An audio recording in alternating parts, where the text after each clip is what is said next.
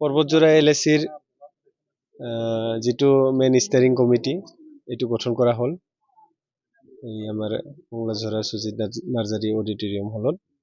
তো আমাৰ এজন ছোৱালীজনীয়ে পূৰ্ণ কমিটি এখন গঠন কৰা হ'ল। কেনেকুৱা ধৰণৰ প্ৰচাৰ চলিছে আমাৰ নিৰ্বাচনী প্ৰচাৰটো আজিৰ পৰাহে মানে তুংগত উঠিছে। আপোনালোকে জানে পবিত্ৰ ৰমজান মাহ চলি আছিলে আৰু ঈদো আছিল, যোৱাকালি শেষ হৈ গ'ল। তো আমি সিদ্ধান্ত লৈছিলোঁ যে আজিৰ পৰাই আমাৰ মানে কামখিনি ষ্টাৰ্ট হ'ব। তো এইটো মৰ্মে আমাৰ ব্লকবিলাক আছে পৰ্বতজোৰা, ফকৰিগ্ৰাম, দতমা, কচুগাঁও, জমদুৱাৰ, গুমা, শ্ৰীৰামপুৰ চব ব্লকৰ পৰা আমাৰ নেতাবিলাক আহিছে। আৰু 3টা district committee, Kokrajhar district committee, তাৰপিছত পৰ্বতজোৰা ডিষ্ট্ৰিক্ট কমিটি আৰু গোসাইগাঁও ডিষ্ট্ৰিক্ট কমিটিৰ নেতাবিলাক আমাৰ ইয়াতে একলগ হ'ব পাৰিছে। সবে মিলি পেলাই এতিয়া আমি এখন ষ্টেয়াৰিং কমিটি গঠন কৰি দিলোঁ। ইতিমধ্যে যিহেতু প্ৰাৰ্থীসমূহ ডিক্লেয়াৰ কৰা হৈছে আৰু এই সমষ্টিখন যিহেতু নতুন সমষ্টি আৰু সমষ্টিখনত আমি চাইছোঁ BPF দুৰ্গ আছে ইয়াত, আকৌ সংখ্যালঘু ভোটাৰো আছে, কংগ্ৰেছৰ প্ৰাৰ্থী দিয়া হৈছে। এনে ক্ষেত্ৰত ইটোফালৰ পৰা আপোনাৰ যিহেতু প্ৰতিদ্বন্দ্বিতা কৰিছে আপুনি, কেনেকুৱা ধৰণৰ এই প্ৰত্যাহ্বান গ্ৰহণ কৰিব বা আপোনাৰ ৰণকৌশল মানে ৰণকৌশলটো একদম চিম্পুল। যোৱাবাৰ 2025-ৰ যিটো নিৰ্বাচন হৈ গ'ল তাতে এইটো আমি পষ্টমাৰ্টাম কৰিছোঁ। পষ্টমাৰ্টাম কৰি পেলাই আমাৰ কি ভুল হৈ গ'ল, মানে আমাৰ বিপৰ্যয়ৰ কাৰণবিলাক আমি বিশ্লেষণ কৰি চালোঁ। তাৰপিছত আমি এটা চলিউশ্যনত আহিলোঁ। তাৰপিছত আমি 15টা নহয়, এতিয়া 15টা BTC-ৰ ভিতৰত আৰু BTC-ৰ বাহিৰত 4টা সমষ্টিত নিৰ্বাচন খেলি আছোঁ। তো যোৱাবাৰ আমাক এফেক্ট কোনটো বেছি বস্তু কৰিছিল, এইটো হ'ল মই হ'ল BJP বুলি নক'ম, BJP পাৰ্টিকুলাৰ কেইটামান নেতা, তাৰে ভিতৰত দিলীপ শইকীয়া ডাঙৰীয়া, যিকেইজনে নেকি একদম এণ্টি ট্ৰাইবেল কমেণ্ট কিছুমান মাৰিলে। আৰু যিহেতু জাষ্ট আমাৰ মানে এলায়েন্সৰ চৰকাৰ এটা মানে জাষ্ট শেষ হৈ আছিল, আৰু শেষ হোৱা বুলি ক'ব নোৱাৰি, কিন্তু আমাৰ NDAৰ কোঅৰ্ডিনেশ্যনটো তেতিয়া এছেম্বলিত চলি আছিল। তো পাব্লিক মানে এটা কনফিউজনত আহি গ'ল। তেখেতে BTC-ত মানে এলায়েন্সটো নাই যদিও যিহেতু এছেম্বলিত আছে, তো আল্টিমেটলি আমাক NDAৰ লগত থকা বুলি ভাবি ল'লে। আৰু এইবিলাক BJPৰ এণ্টি ট্ৰাইবেল কমেণ্টবিলাক আমাক বেয়াকে মানে ক্ষতি কৰিলে। আৰু পিছলৈ আপোনালোকে দেখা পালে যেতিয়া BTC নিৰ্বাচনটো ওলাই পৰিল, হাগ্ৰামা গৈ পেলাই NDAত চামিল হৈ গ'ল। তাৰ কোনো বাধ্যবাধকতা নাছিল যে NDAত চামিল হ'ব লাগে বুলি। 28টা চিট জয়ী হৈছিল।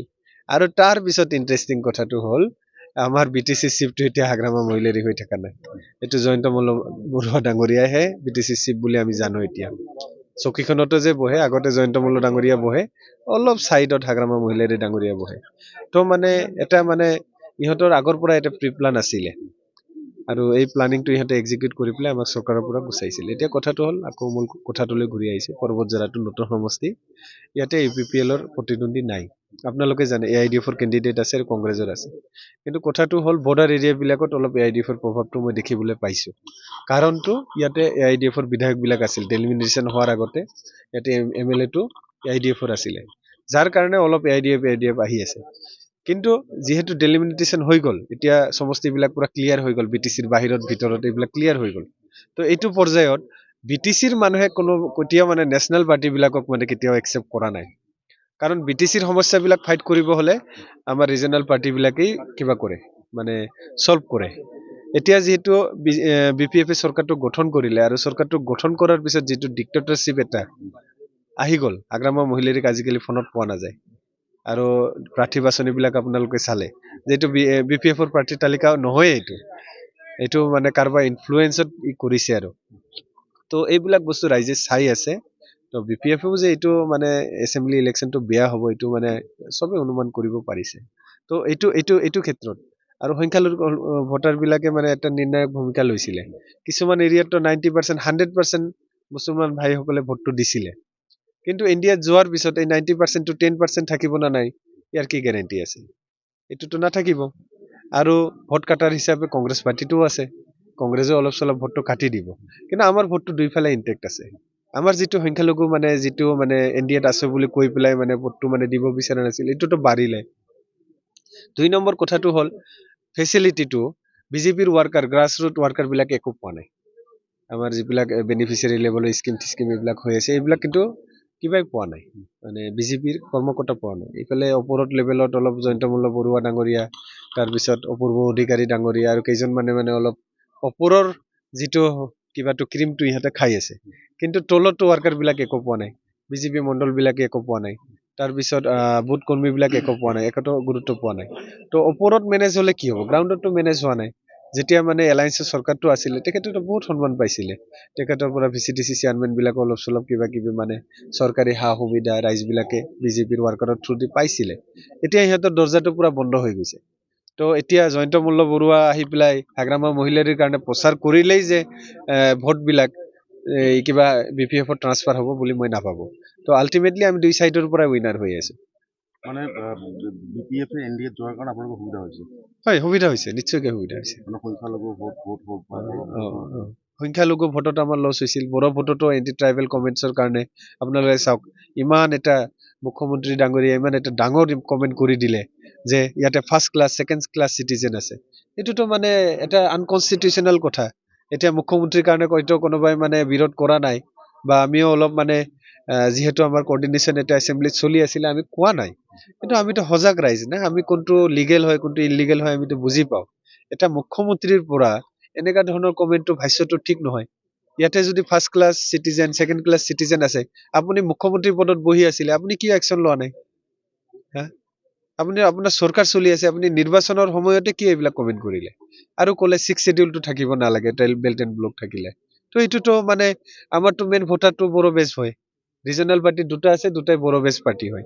তো এইবিলাক কমেণ্ট কৰাৰ যুক্তিটো আছিলে যাতে আমাক মানে প্ৰমোদ বড়োৰ যিটো চৰকাৰ আছিলে এইটোক মানে অলপ মানে চলঠেকত পেলাবৰ কাৰণে। আৰু সময়টো ইমান কম আছিল যে আমি পাব্লিকক মানে এইটোৰ মানে ক্লিয়াৰিফিকেশ্যনটো আমি সময়ত দিব পৰা নাছিলো। সেইদিনা BPFৰ সভা হৈছিলে, সেই সভাত কৈছে ইপিপিএল নাই, আৰু মুনমুন ব্ৰহ্মই কৈছে যে ইপিপিএল যি প্ৰধান আছে তেওঁতো BTC এৰি পলালে। BTC পলাই নহয়, ৰাইজৰ সেৱাক এটা কৰিব চান্স পালে। এতিয়া AIDFৰ মৌলানা বদৰুদ্দিন আজমেলেও সংখ্যালঘু নেতা হয়, আপোনালোকে জানে। তেখেতেও ৰাজ্যসভাৰ কিবাটো লৈছিলে, কিন্তু আলোচনাটো মানে কিবা নহ'ল কাৰণে আমাৰতো মানে যিটো থাৰ্ড কেণ্ডিডেট আছিলে, থাৰ্ড কেণ্ডিডেটৰ কাৰণে ছাৰে আমাৰ নমিনেশ্যন ফাইল কৰিলে। আৰু ফৰ্চুনেট এইটো মানে ছাৰৰ কাৰণে মানে বহুত ভাল যে আনকণ্টেষ্টেড জিকি গ'ল। ভোটিংটো হ'ব লাগিছিল, ভোটিংটো হ'লে তেতিয়া মানে বস্তুখিনি জল পটকে ৰাইজে বুজি পাল হয় কোনে কাৰ লগত আছে। আমাৰতো মানে এতিয়া দিছপুৰত জনে আহিব যাক আমাৰ সুবিধা হ'ব, জনে BTCৰ কাৰণে কাম কৰিব, BTR অঞ্চলত উন্নতিৰ কাৰণে, BTR একৰ্ডৰ কাৰণে কাম কৰিব, জনে আমাক লেং মাৰিব নিবিচাৰিব, যেনে আমাক মানে মৰম কৰিব, চেনে কৰিব, আমাৰো মানে তেখেতৰ প্ৰতি মানে কিবাটো থাকিব। কিন্তু জনে বিশ্বাসঘাতকতা কৰিব, জনে আমাক মানে ধ্বংস কৰাৰ ষড়যন্ত্ৰ কৰিব, তেখেতৰ এইবিলাকৰ কাৰণে মানে আমাৰ মানে চিম্পেথি নাথাকে। আমিও BTCৰ বাহিৰত কেণ্ডিডেট দিছো, এইবিলাকে নিৰ্ণায়ক ভূমিকা পালন কৰিব, কোনে হাৰিব কোনে জিকিব। আপোনালোকে মানে অলপ ধৈৰ্য ধৰি চাই থাকক। আমি এইবাৰ কিমান শতাংশ আশাবাদী আপুনি? আপোনাৰ এনেকাও হৈ যাব পাৰে 15টা চিটে আমি জিকি যাম। 15টা চিটে আপোনাক কৈ আছো জিকি যাম। আৰু যিটো হাগ্ৰামা মহিলাৰীৰ মানে পৰিয়াল কেন্দ্ৰিক ৰাজনীতি, এইটো অলপ মানে ৰাইজে অলপ ইফালে মানে বেয়া পাইছে। এইফালে কোকৰাঝাৰত চেউলি মহিলাৰী ডাঙৰীয়াক তেখেতৰ পত্নীক টিকেট দিলে, আৰু ইয়াতেও মানে পৰ্বতজোৰাটো অলমষ্ট মুনমুন ব্ৰহ্মক দিয়াৰ কথাই আছিল বুলি শুনা পাইছো আমি। তাৰপিছত কিবা কাৰণত কৰ্মীবিলাকৰ মানে প্ৰেছাৰত আহি পেলাই ডিচিশ্যনটো চেঞ্জ হ'ল। তো এইটো এটা ডিক্টেটৰশ্বিপৰ পিনে গৈ আছে, ইয়াতে ডেমক্ৰেচি বোলা কোনো কথা নাই। আৰু BPFৰ মানে লাহে লাহে BPFক যদি আমি ডেমক্ৰেটিক কৰি ৰাখিব লাগে, ইয়াতে EPPL শক্তিশালী হ'ব, আৰু ইয়াৰ দায়িত্বটো ৰাইজেই ল'ব। ৰাইজে EPPLক এইকাৰণে শক্তিশালী কৰিব যাতে ইয়াতে বেলেঞ্চ অফ পাৱাৰটো হৈ থাকে। হাগ্ৰামাক এতিয়া লগ নাপায়, হাগ্ৰামাৰ EMক লগ নাপায়।